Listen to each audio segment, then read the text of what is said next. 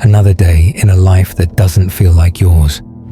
Before your feet even touch the ground, you've already surrendered, not to a man, not to a cause, but to a system that's trained you to bow without being asked. You move like furniture, speak like protocol, think like you're scared of your own voice. You call it responsibility. You wear it like armor. But it's not armor, it's a leash. Plato saw this more than 2 millennia ago. He described a society where only a few are forged to lead, the philosopher-kings. The rest, the worker class, obedient, compliant, productive, but unseen. And maybe that's your role now, productive, tolerated, unseen. You clock in, you clock out, you scroll, you numb out. You breathe less like a man, more like a functionary. But here's the thing, Plato warns us.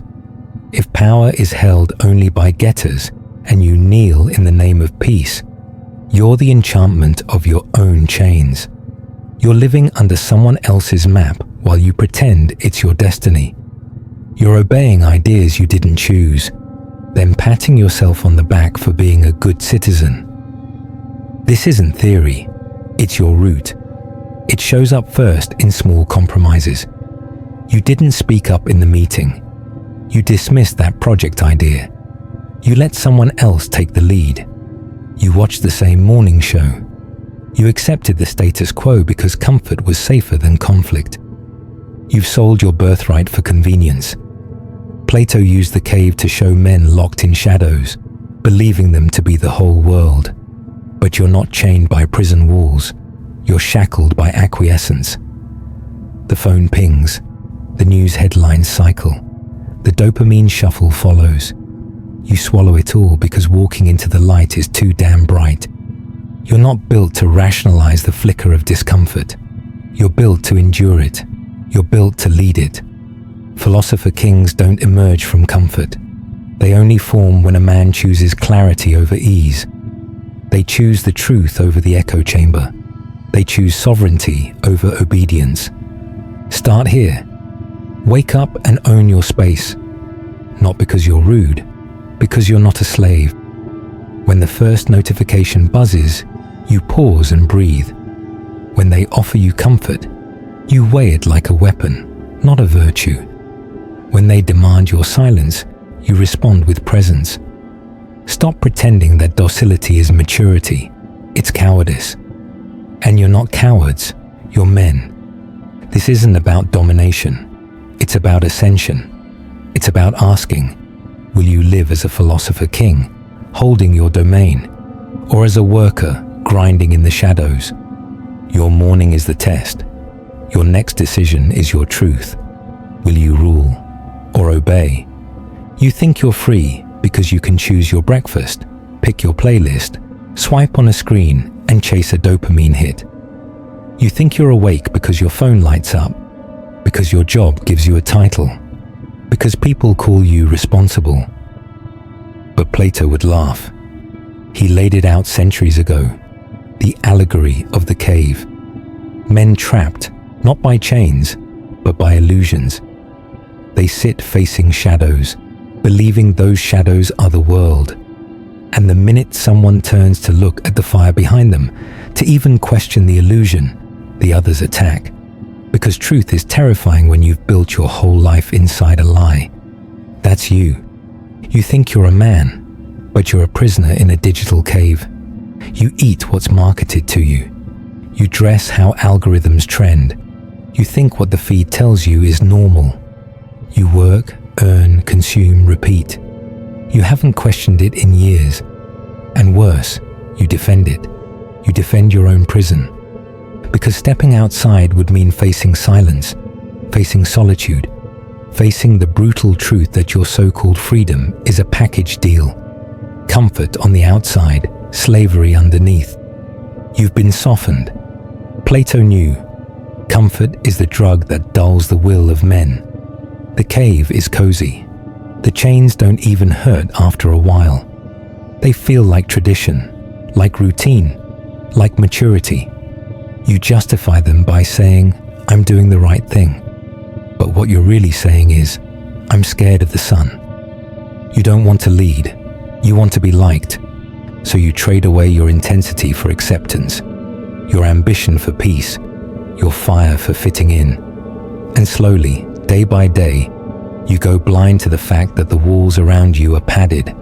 But make no mistake, they're still walls. You see shadows of power on your screen, other men building empires, standing tall, speaking loud, and you call it toxic because it shames you. It reminds you of the fire you forgot. You scroll past because facing them would mean facing yourself, and you're not ready. But you could be. Plato said, once a man escapes the cave and sees the truth, he can never go back, but he will be hated for it, mocked, ridiculed, feared, because those still in chains despise the man who walks free. He's a threat to their comfort, a reminder that obedience was a choice. So if you want out, prepare to be hated, not because you've done wrong, but because you won't kneel anymore. You won't dim your vision to match their blindness. You won't pretend comfort is king, because the cave is quiet, but the sun is power. And if you want to lead, if you want to build, conquer, create, rule, you have to walk toward the light, even if it burns, even if it blinds you at first. This is the moment you choose. Do you stay a watcher of shadows, or do you become the man who walks through fire into full vision? Stop blinking, start moving. You weren't born obedient. You were born wild. You were born sharp. You were born hungry, with a body that wanted to move, a mind that wanted to hunt, a will that didn't ask for permission, and that scared them. So they went to work, not with chains, not with whips, but with smiles, classrooms, grades, rules, applause for being still, rewards for following directions. They taught you that good boys sit down, raise their hand, speak when spoken to. And every time you complied, they smiled. Every time you followed, they praised. Every time you made yourself smaller, they called you mature. But what they were really doing was breaking you. Plato warned of this. He said the soul has three parts: the rational, the spirited, and the appetitive. In a healthy man, the rational leads, the spirited enforces, the appetite obeys. That spirited part, the warrior inside, is the enforcer of your truth, and they kill it first, because they can't control you if it's alive. So they drug it, shame it, medicate it, tell you you're aggressive, tell you you need to settle down, tell you masculinity is dangerous, outdated, fragile. And the moment you believe it, you hand over your sword. You start trying to fit in instead of rising up. And what do they give you in exchange? A job, a title, a couch, a phone full of noise, a woman who wants your comfort, not your leadership, a life that looks fine on paper, but feels like slow death in your bones. Because you didn't come here to serve paperwork. You didn't come here to perform softness. You came here to rule your domain, to create, to command, to shape the world around you, not be shaped by it. But first, you have to unlearn everything they taught you. You have to remember that not every emotion needs to be soothed, that not every impulse is a disorder, that not every rule is righteous, that silence isn't always peace. Sometimes it's a grave. This isn't about becoming a brute. It's about becoming aligned. Plato didn't say the ruler was a tyrant. He said the Philosopher-King ruled because he mastered himself. He had vision, order, discipline, and fire. That's the balance. The brain of a sage with the spine of a warrior. But they trained you to sever those parts, to choose one, to be smart but soft, tough but dumb, spiritual but passive. They gave you categories so you'd never be whole. Break them. This is your reformation. You're not a desk ornament. You're not a tax-paying emotion sponge. You're not here to spend 50 years in meetings and call that a life. You were made to wake the hell up, to walk out of the system they called success and build something unshakable from within. The schools broke you, the culture tamed you, but you're about to take it all back. She won't say it out loud, but she craves a man who leads. Not the kind who asks, "What do you want me to be?" but the kind who is defined, grounded, unshaken. She'll test you. She'll challenge your boundaries. She'll push back, withdraw, cry, provoke. Not because she hates you, but because she needs to know, are you ruling this kingdom or just surviving in it? And 9 times out of 10, you fold. You collapse at the first sign of discomfort. You turn down your ambition to avoid an argument. You mute your opinions to keep the peace. You let her moods become your compass, and you call that love. That's not love. That's erosion of soul, of edge, of presence.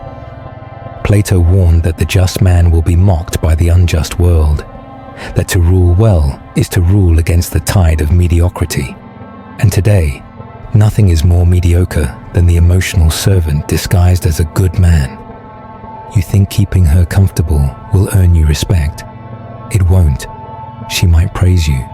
She might say, "You're so understanding," while her eyes wander to the man who doesn't ask for approval. She might love your loyalty, but crave his command, because deep down, she wants to be led by someone who leads himself. But here's the trap. The world tells her to be powerful and tells you to be pleasing. It trains her to expect a king, but conditions her to fear one. It trains you to serve in silence, then mocks you when she's bored. This isn't about blame. This is about clarity. She's not the enemy. Your addiction to her validation is. You hand over your spine for a warm smile. You trade your purpose for her approval. And then you wonder why you feel hollow, why she seems distant, why your fire never seems to catch. Because you dimmed it. She doesn't want your compliance. She wants your center. She wants to feel your decisiveness, even if it upsets her. She wants to know that her tears won't knock you off your mission. She wants to know that you're not negotiable when it comes to your truth. And if she can't handle that, let her go. Not with spite, with sovereignty. Because the Philosopher-King doesn't beg. He doesn't chase. He sets the tone. And either she rises to meet it, or she reveals she was never built for the kingdom you're creating. Stop waiting for her to hand you permission. Stop managing her emotions like they're your job. Lead. With clarity, with calm, with fire. You'll either lose her or gain the only version of her that matters. You say you want control over your time, over your money, over her attention, over how people treat you. You think if you could just get the world to respect you, you'd finally feel like a man. But Plato would spit on that logic, because he knew what modern men have forgotten. Power begins inward. Control isn't out there. It's not in the world's response to you. It's not in your followers, your paycheck, or how often she texts you back. It starts and ends with how you rule yourself. But you've been taught the opposite. You've been told to fix your surroundings first. Get the girl, land the job, gain the status. Then you'll feel powerful. Then you'll feel worthy. That's why you chase. That's why you scroll. That's why you drink, vent, break down in secret. Because you're trying to patch the holes inside by grabbing at what's outside. But that's not masculine power. That's servitude in disguise. Plato wrote that a just man is ruled by reason. Not by appetite, not by impulse, not by fear. That means your urges don't run you. Your emotions don't dictate you. Your cravings don't command you. You rule you. That's the work you've been avoiding. That's why you've been so easily manipulated by her moods, by the media, by your boss, your parents, your old wounds, because someone else is driving your system. and you keep handing them the keys. You've got the language of discipline on your lips, but your habits prove otherwise. You say you want peace, but you stay glued to drama. You say you want freedom, but you bow to every urge. You say you want truth, but you lie to yourself daily, just to feel safe. You don't need more life hacks. You need sovereignty.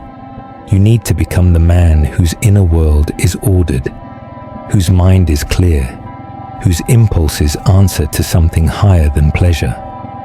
That doesn't mean becoming cold. It means becoming conscious. It means pausing when you want to explode. It means breathing instead of begging. It means standing firm when her eyes fill with tears and still saying what must be said. It means knowing what you value and living it even when no one claps. The Philosopher-King isn't swayed by storms. He's rooted in principle. His identity isn't borrowed from others. It's built from within.